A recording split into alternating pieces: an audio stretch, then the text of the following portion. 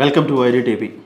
వినాయక చవితి వచ్చిందంటే చాలు ప్రతి వీధిలోనూ ప్రతి ఏరియాలోనూ వినాయకుడు దర్శనమిస్తాడు. అలాగే తెలుగు రాష్ట్రాల్లో ఇప్పటి వరకు ఖైరతాబాద్ విగ్రహానికి ఉన్నటువంటి ప్రత్యేకత వేరు. దానిని దృష్టిలో ఉంచుకొని తర్వాత మెల్లిగా అటు ఏపీలోను ఇటు తెలంగాణలోను ఒక్క ఖైరతాబాదే కాకుండా చాలా చోట్ల ఎత్తైన విగ్రహాలు పెడుతూ ప్రత్యేక ఆకర్షణగా నిలుస్తున్నారు. ఈ కోవలోకి తెలుగు రాష్ట్రాల్లోనే అతిపెద్ద వినాయకుడు ఏపీలో అనకాపల్లిలో కొలువుదీరాడు. స్థానిక ఎన్టీఆర్ స్టేడియంలో ఏర్పాటు చేసిన 126 అడుగుల విగ్రహాన్ని ప్రతిష్ఠించారు. ప్రత్యేకంగా ఈ గణనాథుడు మట్టితో చేయబడ్డాడు.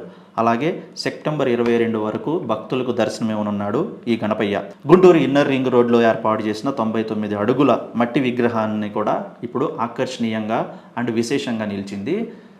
అంత ఎత్తులో మట్టి విగ్రహాలు తయారు చేయడం అనేది ఇంకొక ఎత్తు అయితే కనుక ఇటు తెలంగాణలోను ఏపీలోను ఇవి అత్యంత ఎత్తైన విగ్రహాలుగా నమోదయ్యాయి. వీటిని అక్కడే ఆ స్థానంలోనే నిమజ్జనం చేయనట్లు కూడా అక్కడి స్థానికులు ఆ కమిటీ మెంబర్సు తెలియజేశారు. మొత్తానికి ఈ రెండు విగ్రహాలు మాత్రం తెలుగు రాష్ట్రాల్లో అత్యంత ఎత్తైన విగ్రహాలుగా మొదటి స్థానంలో నిలిచాయి.